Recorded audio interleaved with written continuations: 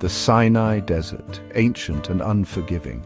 Legends say that right here beneath these very stars, a people rose from slavery and marched towards freedom, the Exodus.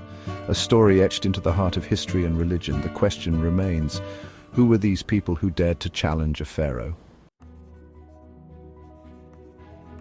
Was it truly the Israelites, as told in the book of Exodus, a vast multitude led by a prophet named Moses, fleeing the tyranny of Egypt? Or does the truth lie buried beneath centuries of myth and legend? Tonight we embark on an extraordinary journey. We'll delve into ancient texts, seeking clues. Our quest is to unravel the enigma. The book of Exodus paints a vivid picture of the Israelites' plight. A new pharaoh, threatened by their growing numbers, condemned them to slavery. Forced to build vast cities for their Egyptian masters, the Israelites toiled endlessly in brickyards. Archaeological excavations have unearthed the very bricks they made, stamped with the seals of pharaohs. These silent witnesses whisper a tale of oppression, a poignant reminder of the Israelites' desperate longing for freedom. Enter Moses, a Hebrew raised in the Pharaoh's own palace, yet destined to become the liberator of his people. Chosen by God, who appeared to him in a burning bush, Moses confronted Pharaoh, demanding freedom for the Israelites. Thus began a series of devastating plagues that crippled Egypt. The Nile, lifeblood of the land, transformed into blood. Finally, the 10th and most horrific plague struck, the death of every firstborn son. Only then, faced with unimaginable loss, did Pharaoh relent. Under the cover of darkness, the Israelites fled Egypt. Their escape a desperate race against time. Their path led them to the shores of the Red Sea, a seemingly insurmountable obstacle. But with Pharaoh's army in hot pursuit, a miracle unfolded. The waters parted, creating a dry path for the Israelites to cross. The Israelites were free. Their newfound freedom came at a cost. For 40 years, the Israelites wandered the desolate Sinai desert, yet, amidst the challenges, their faith was forged. It was on Mount Sinai that Moses received the 10 Commandments, a covenant between God and his chosen people. The Exodus was more than just an escape from slavery, it was the birth of a nation. The ancient Egyptians were meticulous record keepers, yet when it comes to the Exodus, a deafening silence echoes through the ages. No Egyptian inscription speaks of a pharaoh humbled by plagues. No stele commemorates a drowned army. This conspicuous absence of evidence has fueled skepticism among scholars. Could such a momentous event, as described in the Bible, have occurred without leaving a trace in the Egyptian records? The silence of the pharaohs, while intriguing, does not necessarily negate the possibility of an exodus. In 1896, amidst the ruins of ancient Thebes, a remarkable discovery offered a tantalising clue. Archaeologists unearthed a large granite stele erected by Pharaoh Merneptah, son of Ramesses II, around 1208 BCE. Known as the Merneptah Stele, it boasts of the pharaoh's military victories over various enemies in Canaan. It mentions Israel, stating that Israel is laid waste, its seed is no more. This fleeting reference sends shivers down the spines of historians. It confirms the existence of a people called Israel in Canaan by the late 13th century BCE. The Merneptah Stele, while not explicitly confirming the Exodus, provides a crucial chronological anchor for the event. The book of Exodus states that the Israelites built the city of Ramesses for the pharaoh. This city is generally identified with Pi-Ramesses, a grand capital city built by Pharaoh Ramesses II in the Nile Delta during the 13th century BCE. Archaeological excavations at Pi-Ramesses have unearthed evidence of a large, bustling city complete with temples, palaces, and vast storehouses. The presence of a Semitic presence at Pi-Ramesses is further supported by the discovery of numerous graves containing pottery and other artifacts typical of Canaanite culture. Could this be more than mere coincidence? The city of Ramesses, like the Exodus story itself, continues to intrigue and challenge our understanding of the past. The Book of Exodus describes the Israelites wandering in the Sinai desert for 40 years. Archaeologists armed with shovels and trowels have spent decades scouring the Sinai, hoping to unearth the Israelites' lost trail. Yet, despite decades of meticulous searching, the results have been disappointingly inconclusive. No sprawling campsites littered with the debris of a vast population have been found. The absence of such evidence has led many scholars to question the historicity of the Exodus. If such a momentous event involving the movement of so many people did occur, surely, they reason, it would have left an indelible mark on the landscape. The lack of archaeological evidence for the Exodus has sparked a fierce debate among scholars. Proponents of the Exodus's historicity argue that the lack of archaeological proof doesn't necessarily disprove the event. The Israelites, they suggest, were nomads, their campsites temporary and their possessions few, leaving a minimal footprint on the landscape. Perhaps the Exodus, rather than a mass migration of millions, was a smaller, more localized event, involving a few thousand or even a few hundred individuals. The debate over the archaeological evidence, or lack thereof, for the Exodus is complex and multifaceted. While conclusive evidence for a mass exodus remains elusive, archaeologists have unearthed intriguing hints that suggest a more nuanced story. Throughout the Sinai and surrounding regions, they've discovered evidence of Semitic peoples, the broader cultural group to which the Israelites belonged, living and moving throughout the Late Bronze Age. The discovery of Egyptian artifacts and inscriptions in the Sinai further underscores the complex relationship between Egypt and the region. The archaeological record of the Sinai, while frustratingly incomplete, offers glimpses into a dynamic and interconnected world. The search for evidence continues, driven by the desire to separate fact from fiction, history from legend, and to shed light on one of the most enduring stories in human history. Long before the Israelites, even before the Pharaohs we usually picture, a different group of Semitic people had a dramatic encounter with Egypt. These were the Hyksos, a powerful people who, around 1650 BCE, actually conquered and ruled northern Egypt for over a century. They established their own dynasty, the 15th dynasty, and their capital was at Avaris in the Nile Delta. Then, around 1550 BCE, the native Egyptian pharaohs rallied and, after a period of conflict, drove the Hyksos out. Could it be that the later story of the Israelites' exodus draws inspiration from this much earlier expulsion of the Hyksos? The parallels are striking. While intriguing, the Hyksos theory has its challenges. They ruled Egypt, not as slaves but as conquerors, and their expulsion happened centuries before the likely time of Moses and the Israelites. What if the Exodus wasn't a mass migration of all 12 Israelite tribes, but a smaller, more focused escape? Some scholars believe that the Exodus story, as we know it, originated with the Levites, the tribe of Moses and Aaron, who served as priests for the Israelites. This Levite Exodus theory hinges on several intriguing clues. Firstly, the Levites are portrayed as having a special relationship with God. Secondly, unlike other Israelite tribes, the Levites never received a designated territory within Canaan. The Levite Exodus theory offers a compelling explanation for the Egyptian elements within the Exodus narrative. Perhaps this tribe, with their Egyptian connections, fled Egypt at some point and brought their story, their God, and their priestly traditions to the Israelites. Let's broaden our horizons. What if the Exodus never happened in any physical sense?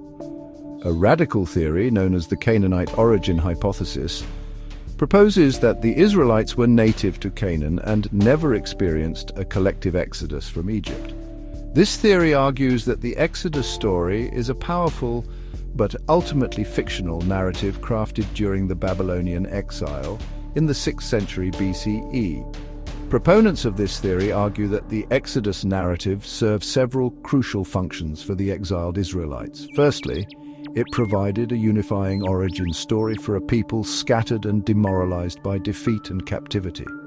By casting themselves as the chosen people, liberated from slavery by a powerful God, the Israelites could maintain their identity and hope in a foreign land.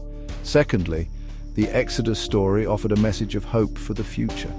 Just as God had delivered their ancestors from Egyptian bondage, so too would he liberate them from Babylonian captivity. The story served as a powerful reminder that God had not abandoned his people and that their suffering would eventually end in triumph. While controversial, the Canaanite origin theory raises important questions about the nature of historical memory and the power of narrative. It suggests that the Exodus, even if not a literal event, served a profound purpose in shaping Israelite identity and belief. Maybe there is truth in a grand tapestry. Perhaps the Exodus wasn't a single event, but a blending of multiple experiences over time. The multiple Exodus theory proposes that various groups of Semitic people, perhaps escaping hardship, seeking new opportunities, or fleeing conflict, left Egypt at different times and through different routes. Imagine this: over centuries, small bands of people, driven by a mix of desperation and hope, slip away from Egypt. They carry with them their own stories of hardship and divine aid. These stories, passed down through generations, become intertwined and eventually merge into a larger narrative. This theory helps explain why the Exodus narrative contains internal inconsistencies and variations. Different traditions, each preserving its own version of events, may have been woven together over time. The result is a grand tapestry rich in detail and symbolism, but perhaps not a literal historical account.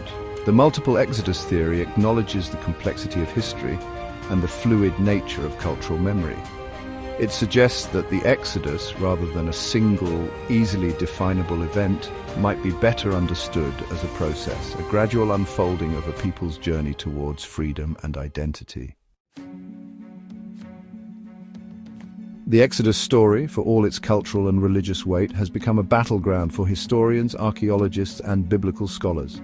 The question of its historicity, whether it happened as described or at all, is fiercely contested. On one side, we have those who see the Exodus as a pivotal historical event, albeit one shrouded in myth and embellished by time. These scholars point to circumstantial evidence: the mention of Israelites in the Merneptah Stele, the presence of Semitic people in Egypt during the Late Bronze Age, and the enduring power of the story itself as reasons to believe that some form of Exodus did occur. They argue that the absence of definitive archaeological proof doesn't necessarily negate the event. The Sinai desert, they remind us, is vast, and its sands are constantly shifting, burying evidence beneath layers of time. On the other side, we have scholars who view the Exodus as a powerful myth, a story created to forge a shared identity, inspire hope, and legitimize religious beliefs.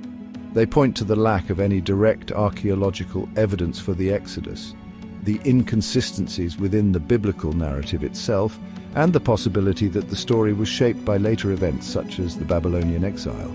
This scholarly divide reflects the inherent challenges of studying ancient history. With limited physical evidence to go on, interpretations often rely on textual analysis, linguistic studies, and comparative mythology, leaving ample room for debate and disagreement. Echoes of history or fabrications of faith, the Merneptah Stele mentions Israel in Canaan, suggesting a historical exodus. However, no archaeological evidence supports a mass migration from Egypt. The story may reflect later theological or literary influences. It is certain that myth and history intertwined. The debate over the Exodus' historicity is unlikely to be settled definitively. However, many scholars now advocate for a more nuanced approach, recognizing that history and myth are not mutually exclusive. They suggest that the Exodus story, rather than being a straightforward historical account or a pure fabrication, might be best understood as a complex blend of memory, legend, and theological reflection. Perhaps they suggest the Exodus story draws upon a confluence of historical experiences: the presence of Semitic people in Egypt, the expulsion of the Hyksos, smaller-scale escapes from slavery, or even the eventual decline of Egyptian power in Canaan. These real events, filtered through generations of oral tradition, might have coalesced into a single epic narrative that embodied the Israelites' understanding of their own origins, their relationship with God, and their destiny as a people. The Exodus, in this view, becomes both a historical touchstone and a timeless narrative. It speaks to the human experience of oppression, the yearning for freedom, and the enduring power of faith. Whether or not it happened exactly as described in the Bible, the Exodus story continues to resonate deeply, reminding us of the importance of justice, compassion, and the pursuit of a better world. The enduring power of a story, the Exodus story, regardless of its historical veracity, has captivated imaginations for millennia. It's a narrative woven into the fabric of civilizations, a tale whispered from generation to generation, its themes resonating across cultures and throughout time. But why? What gives this ancient story such enduring power? At its heart, the Exodus is a story of liberation, a testament to the human spirit's ability to overcome even the most oppressive circumstances. It speaks to the universal yearning for freedom, for dignity, for a life free from bondage. Whether literal or metaphorical, the Israelites' journey from slavery to freedom resonates deeply with anyone who has experienced injustice, discrimination, or the yearning for a better life. The Exodus is also a story about identity. It tells us who we are, where we come from, and what we stand for. For the Israelites, the Exodus was a defining moment, forging a national identity rooted in shared hardship, divine deliverance, and a covenant with God. This story, passed down through generations, provided a sense of belonging, purpose, and a connection to something greater than themselves. A legacy of freedom and faith. The legacy of the Exodus extends far beyond ancient history. It has inspired social movements and shaped legal systems. Its themes of liberation and justice echo through centuries. From the American Civil Rights Movement to the struggle against apartheid in South Africa, the story of the Israelites' liberation serves as a beacon of hope. It reminds us that change is possible and that the human spirit can overcome obstacles. The Exodus is also a story about faith. Faith in a power greater than ourselves, faith in the possibility of redemption, and faith in human compassion and love. Whether we interpret the story literally or metaphorically, the Exodus challenges us to confront injustice, to fight for what we believe in, and to never lose sight of the fundamental human right to live in freedom and dignity. The Exodus story, with its enduring themes of liberation, identity, and faith, continues to resonate with people from all walks of life. It reminds us that the human story is, in many ways, a story of Exodus, a journey from darkness to light, from oppression to freedom, and from despair to hope. As we grapple with the challenges of our own time, the Exodus story, in all its complexity and ambiguity, offers a timeless message of resilience, courage, and the transformative power of identity. Thank you for watching, and if you liked our video, please subscribe to our channel.